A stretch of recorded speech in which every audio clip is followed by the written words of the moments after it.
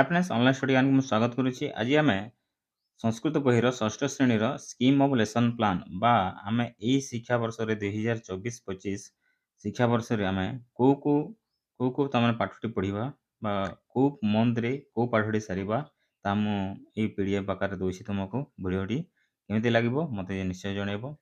ତୁମେମାନେ ତୁମ ସାଙ୍ଗଗୁଡ଼ାକ ଯଦି ଅଛନ୍ତି ତାହେଲେ ଆମ ଚ୍ୟାନେଲକୁ ଜଏନ୍ କରାଅ, କାହିଁକିନା ଆମେ ଏଇ ଚ୍ୟାନେଲରେ ଷଷ୍ଠରୁ ଅଷ୍ଟମ ଶ୍ରେଣୀ ପ୍ରାୟତଃ ଦେଉଛୁ। ଯଦି ସମ୍ଭବ ହେବ ନବମ ଦଶମ ପାଇଁ ଅନ୍ୟ ଚ୍ୟାନେଲ କରିବୁ, ନହେଲେ ଏହି ଚ୍ୟାନେଲରେ ହିଁ ଆମେ ଦେବୁ। ତ ଦେଖ, ଏଥିରେ ଷଷ୍ଠ ଶ୍ରେଣୀ ସଂସ୍କୃତ ଲେଖା ହେଇଛି ପାଠ୍ୟପୁସ୍ତକ, ଯେଉଁଟାକି ଭାଷା କଲିକା। ମାସ ବା ସମ୍ଭାବ୍ୟ ମାନେ ଏଇଟା ହେଉଛି ମାସ, କୋଉ ମାସରେ କୋଉ ଜିନିଷ ହେବ, କୋଉ ପାଠ ପଢ଼ା ହେବ, ଆଉ ସେଇ ପାଠର ବ୍ୟାଖ୍ୟା ଗୁଡ଼ିକ କ'ଣ କ'ଣ ଅଛି। ସେଇ ପାଠରେ ବର୍ଣ୍ଣ ପରିଚୟରେ ଏଇସବୁ ଜିନିଷ ଅଛି। ଦ୍ୱିତୀୟ ପାଠରେ ବି ଏଇସବୁ ଜିନିଷ ଅଛି। ଏଇସବୁ ଜିନିଷ ଆମମାନଙ୍କୁ ଦେଖିବାକୁ ପଡ଼ିବ। ତ ମୁଁ ଷ୍ଟାର୍ଟ କରୁଛି। ଦେଖ, ଏପ୍ରିଲ 22 ସରି 2000 ଏଇଟା ଆମ ଏପ୍ରିଲ ମନ୍ଥର ଯେଉଁଟାକି କାର୍ଯ୍ୟ ଦିବସ କେତୋଟି ହେବ? 22ଟି ହେବ ବୋଲି କହୁଛି। ଏଥିରେ ବନ୍ଦନା ଅଛି। ପ୍ରଥମ ପାଠ ହେଉଛି ବର୍ଣ୍ଣ ପରିଚୟ। ବର୍ଣ୍ଣ ପରିଚୟରେ କ'ଣ ଆସିବ ନା ଗଣେଶ ବନ୍ଦନା ଆସିବ। ସ୍ୱରବର୍ଣ୍ଣାଃ ଲିଖିତମ୍ ସାରଣୀ, ଯେଉଁଟାକି ଅରୁ ଓ ପର୍ଯ୍ୟନ୍ତ, ବ୍ୟଞ୍ଜନ ବର୍ଣ୍ଣ କ୍ଷ ପର୍ଯ୍ୟନ୍ତ, ସ୍ୱରବର୍ଣ୍ଣ ଆଧାରିତ ଚିତ୍ରମ୍, ବ୍ୟଞ୍ଜନ ବର୍ଣ୍ଣମ୍ ଆଧାରିତ ଚିତ୍ରମ୍। ଏଇସବୁ ଜିନିଷ ଇ ଆମ ପ୍ରଥମ ପାଠ ଆଉ ଦ୍ୱିତୀୟ ପାଠରେ ଯିବ। ତ ଏଇଟା ଆମେ ପଢ଼ିବା କେଉଁ ମନ୍ଥରେ? ଏଇଟା ପଢ଼ିବା ଆମେ ଏପ୍ରିଲ ମନ୍ଥରେ।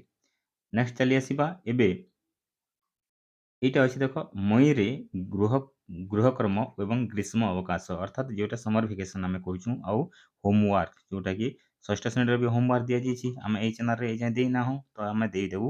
ତ ତୁମେମାନେ ଧୈର୍ଯ୍ୟର ସହିତ ରହିଥାଅ। ତ ମେ ମାସରେ କ'ଣ ହେଉଛି? ଏଇଟା ସମର ଭେକେସନ୍ ହେଉଛି ଏବଂ ଗୃହ କାର୍ଯ୍ୟ ବି ହେଉଛି। ତାପରେ ଯେତେବେଳେ ସ୍କୁଲ ଖୋଲା ହେବ, ସ୍କୁଲ ଖୋଲା ହେଲା ପରେ ତା କାର୍ଯ୍ୟ ଦିବସ ହେଉଛି 10ଟି ଏବଂ ଏଇଟା ତୃତୀୟ ପାଠ ନେଇକି ଚତୁର୍ଥ ପାଠ, ଏଇ ଦୁଇଟି ପାଠ ଆଉ ଚତୁର୍ଥ ପାଠର କ'ଣ କ'ଣ ଅଛି ନା ଏଇଟା ଆକାର ୟୋଗ, ଇକାର ୟୋଗ ଆଉ ଦୀର୍ଘ ଇକାର ୟୋଗ। ଏଥିରେ ଏଇସବୁ ଜିନିଷ ଅଛି ଯେଉଁଟାକି ଆମେ ପଢ଼ିବା ଜୁନରେ। ଏଇଟା ସବୁ ନେକ୍ସଟ ଯଦି ଅଛି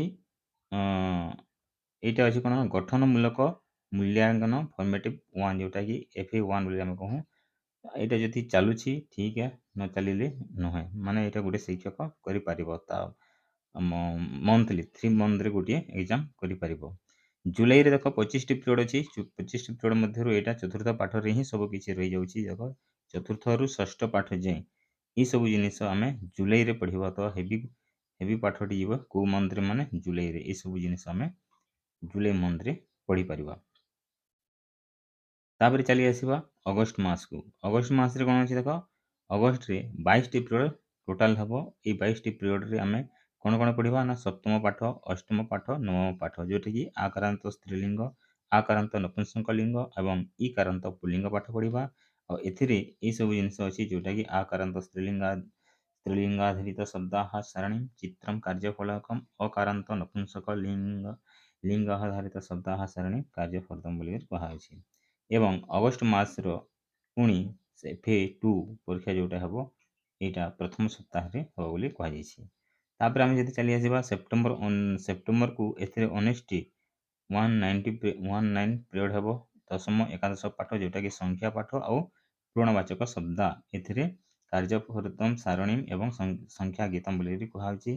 ଆଉ ଏଥିରେ ଏଇଟା ଯେଉଁଟାକି ଆମେ ଷାଣ୍ମାସିକ ପରୀକ୍ଷା ବୋଲି କହୁ ବା ସମିଟିଭ୍ 1, এই ପରୀକ୍ଷାଟି ହେବ କେବେ? ନା ସେପ୍ଟେମ୍ବର ଦ୍ୱିତୀୟ ସପ୍ତାହରେ ଏଇଟା ହେବ।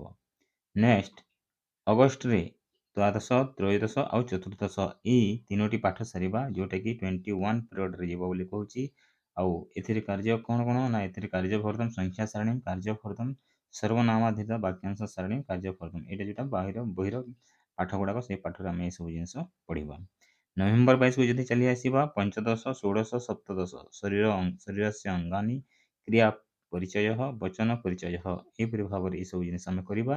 ତ ଏଇଠାରେ ଏଇଟା ନଭେମ୍ବର ମାସରେ 22ଟି ତାମାନେ କ୍ଲାସ୍କୁ ନେଇକି ଆମେ କରିପାରିବା। ନେକ୍ସଟ ଅଛି ଏଇଟା ପୁଣି ନଭେମ୍ବର ମାସରେ FA3 ତାମାନେ ଯେଉଁଟା ଆମେ କହୁଛୁ ସେଇଟା ହେବ। ନେକ୍ସଟ ଆମେ ଚାଲି ଆସିବା ଡିସେମ୍ବର 18ରେ।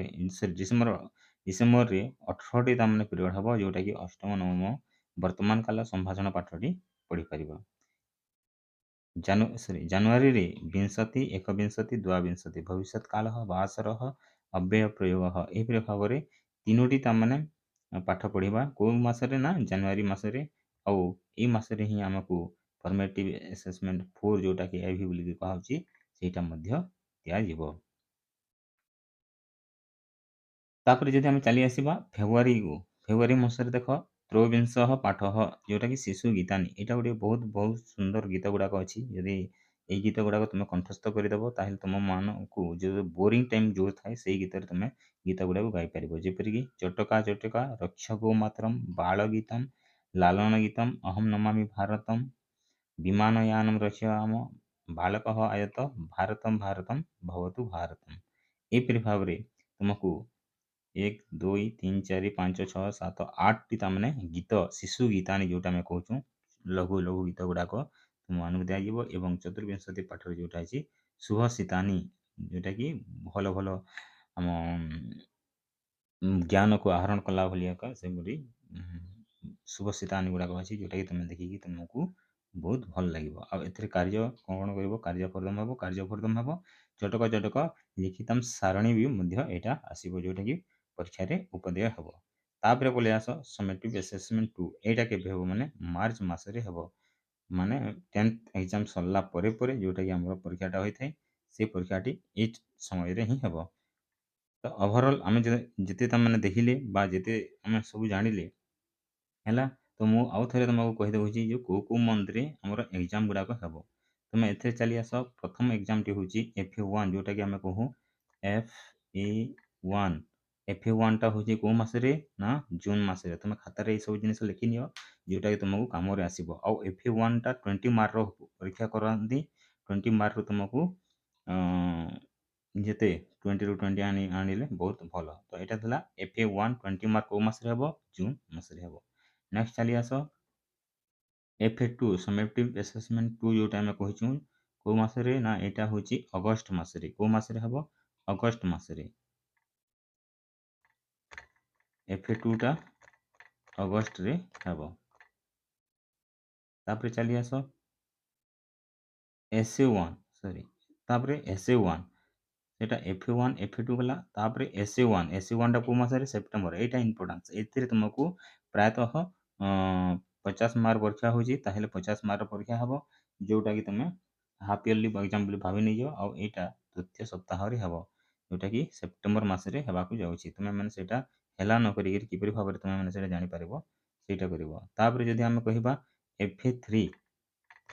FA3ଟା କେଉଁ ମାସରେ ହେବ ନା ନଭେମ୍ବର ମାସରେ ହେବ। ଆଉ ଏଇଟା ମଧ୍ୟ ଦ୍ୱିତୀୟ ସପ୍ତାହରେ ହେବ। ଆଉ ନେକ୍ସଟ ଯଦି ଆମେ ଚାଲି ଆସିବା FA4 ଯେଉଁଟାକି ଜାନୁଆରୀ ମାସରେ ହେବ।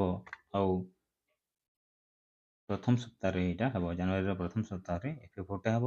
ଏବଂ ଶେଷରେ ମାର୍ଚ୍ଚ ମାସରେ ତୁମର SA2ଟା ବା ବୋର୍ଡ଼ ଏକ୍ଜାମ୍ଟା ହେବ। ଏଇ ପରୀକ୍ଷାରେ ତୁମେ ଯେତେ ମାର୍କ ରଖିବ ନେକ୍ସଟ କ୍ଲାସ୍କୁ ଗଲେ ତୁମର ରୋଲ୍ ନମ୍ବର ସେଇ ହିସାବରେ ହେବ। ଆଉ ସେଇ ହିସାବରେ ତୁମର ସେକ୍ସନ୍ କରିକି ତୁମମାନଙ୍କୁ ବସେଇବେ। ତ ଭଲ ହେବ। ସमेଟିଭ୍ 2ରେ ତୁମେମାନେ ଭଲ ପରୀକ୍ଷା କରିବ। ଆଶା କରୁଛି ମୋତେ ଏଇ ଭିଡ଼ିଓଟି ଭଲ ଲାଗିଥିବ। ଯଦି ଭଲ ଲାଗୁଛି ତାହେଲେ ତୁମ ସାଙ୍ଗମାନଙ୍କୁ ଆମ ଚ୍ୟାନେଲକୁ ଡାକି ଆଣ। ଆଉ ଆମେମାନେ ଏହିପରି ଭାବରେ ତୁମକୁ ଷଷ୍ଠ ସପ୍ତମ ଅଷ୍ଟମ ପ୍ରାୟ କ୍ଲାସ୍ ଦେଉଛୁ। ଆଉ ଗୋଟେ ଚ୍ୟାନେଲରେ ଆମେ ନବମ ଦଶମ ମଧ୍ୟ ଦେବୁ। ଆଜି ବା କେଉଁ ଗୋଟେ ଲଞ୍ଚ କରିବୁ ତାହେଲେ ତୁମମାନଙ୍କୁ ମୁଁ ଏଇ ଚ୍ୟାନେଲ ମାଧ୍ୟମରେ ସେଇ ଚ୍ୟାନେଲକୁ ଜଣାଇବି। ରଖୁଛି, ଧନ୍ୟବାଦ।